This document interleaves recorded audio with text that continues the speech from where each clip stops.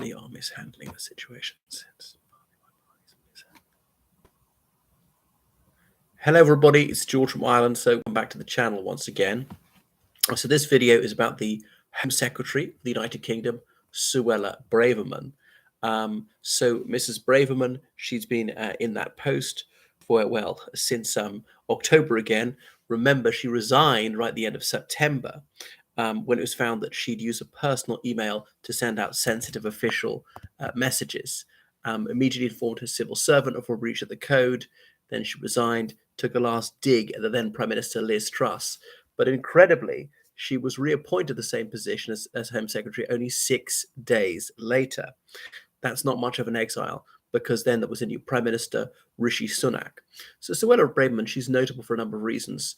Not many women have held that position. Well, she's the third only. She's the first non-white person to hold that office. I think the first non-Christian person. She's a Buddhist, and so on.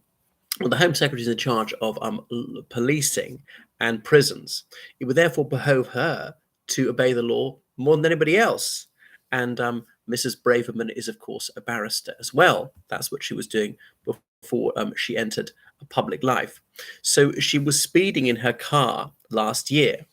And if you are caught speeding, you can have points in your license. If you have too many points, the license will be rescinded, which she didn't want rescission of a license. This wasn't enough to have it taken away straight away. It had to be a few more offences before her license was revoked. Or indeed, you have to go on a course to teach you why speeding is so bad and that you must drive under the speed limit. It's highly embarrassing in the first place that the very person in charge of law and order breaches the law herself, especially in a dangerous way, which could have killed someone. But anyway, she spoke to her civil servants and said, well, could they arrange it that she goes on this course, anti-speeding course, privately, one-on-one, not a whole class full of people, because he doesn't want the publicity, how humiliating it is for her.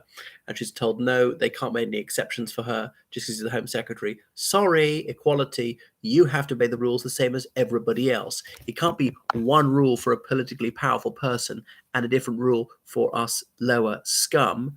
You have to obey the rules that you set for everybody else.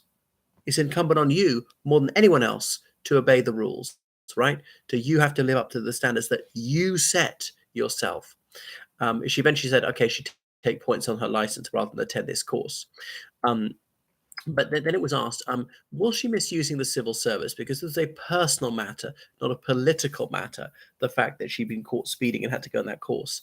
A political matter would be something like helping her draft a new policy or whatever, or shape a response to a particular situation like a prison breakout or something like that, or more illegal immigration. No, this is just to advance her, Mrs. Suella Braverman, the individual, the private citizen, not in her official capacity as Home Secretary. There was a failure to distinguish between public and private. Remember, this happened with Keith Vaz when he was a junior minister, using government offices for private business meetings, which was obviously deeply inapposite and surely a breach of the ministerial code. But anyway, Sir Laurie Magnus is the government's advisor on ethics and said that this was not sufficient to warrant it being a breach of the ministerial code. So anyway, Mrs. Braverman says she takes it seriously and she rues what she did. So it was put to the to the Prime Minister, Rishi Sunak. She should be disciplined in any way. She should be dismissed, and he's decided that she shouldn't. Of course, Labour's had a field day saying that this is flagrantly unethical, that it's misusing the civil service for partisan advantage, just to spare the blushes of Mrs. Braverman. But anyway, and she's certainly not being dismissed. She's fairly popular with the Conservative base. She's garnered her right-wing credentials by saying, stop the boats, we're going to stop illegal immigration, people illegally crossing the English Channel to come to Great Britain.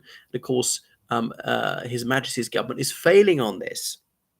I remember several years ago that Conservative Unionist Party pledge to bring immigration down to 100,000 a year net. Notice you take into account the emigration, the people going out, as well as the immigration. And if the totality of that is under 100,000 coming in, that's close. Well, anyway, that one's been torn up ages ago. The Conservative government never got close to actually reaching that target. It looks like this year, 2023, is going to be a record year for immigration, net 700,000. You might think that's fabulous, might want it higher. Many people want it lower. We might think it's about right. But anyway, the Conservative government say, yeah, it's still too high. They didn't actually have a new datum for their target. Now, Mrs. Braverman, incidentally, she wasn't Home Secretary. She was court speeding. She was Attorney General, and that's the government's barrister. She said she's going to stop the boats, the Rwanda plan. She says she dreams of deporting illegal immigrants that we sent to Rwanda to be deported, to break the business model of people smugglers who often put people into modern slavery, gang masters, working in farms below the minimum wage or other sort of factories, or indeed in prostitution in some cases, which is not illegal itself, but if it's forced, then obviously that is illegal. And if you know that if you come to the United Kingdom illegally, you will never be allowed to stay. People won't do it.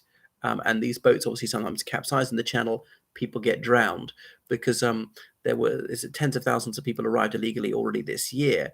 And if nothing is done, the number is going to go up and up and up and keep climbing. Why do people want to come to the United Kingdom illegally who are already illegally in France or other countries? They could just stay there, highly developed countries. Well, for various reasons. The United Kingdom's got no ID cards, where the French police can stop, show me your ID card, and quickly deduce that you are an illegal immigrant. If you learn a foreign language in the world, English is the most common one to learn. They might already have family and friends here. They might think the British benefit system is over generous, is very ineffective at deporting people. If you lodge an asylum claim, these are usually accepted or else given indefinite leave to remain and so on. Indefinite leave to remain means permission with no time limit. You can stay forever unless something particularly happens, like you commit a felony. If it's a petty larceny, any sort of misdemeanor, then you'd still be allowed to stay. So the thing about Suella Braverman is, well, I mean, I think it was unethical what she did. I think she should go, but there we go. So Sir Ed Davey, the leader of the Liberal Democrats, said that that Sunak was invertebrate over this, and he didn't take firm action. Anyway, the thing is, the Conservative Party is almost certain to lose the next election, slated to be the end of 2024, 18 months away, because the Conservative Party needs the maximum possible time to recoup support. Remember, the last year before an election, the governing party tends to go up. But, the Conservatives have won 4 elections in a trot. You can't win them all. It might be bad for democracy. The Conservatives win a 5th on the row. It's time to give Labour a chance. That's what many people are feeling. Rishi Sunak will go as Conservative leader. The last time a Conservative leader lost an election and stayed on for any significant time was 1966, Edward Heath. So he's got one chance. If he loses it, he's out. So the big question amongst the Conservatives is who's next? Who's going to be the next leader? And amongst the papabile are Suella Braverman, Penny Mordaunt, Kebby Badenoch. Tom Tugendhat would be a candidate of the liberal wing of the party, but I think that's going to be rather small next time. Maybe even Jeremy Hunt. He came 8th out of 8 last time, but is he too old? Is he yesterday's man? Not really. He's considerably younger than Keir Starmer, but look how old Joe Biden is. 81 is he already? No, he's 80. Age doesn't have to be such a barrier. Right, thank you for watching my channel. Goodbye.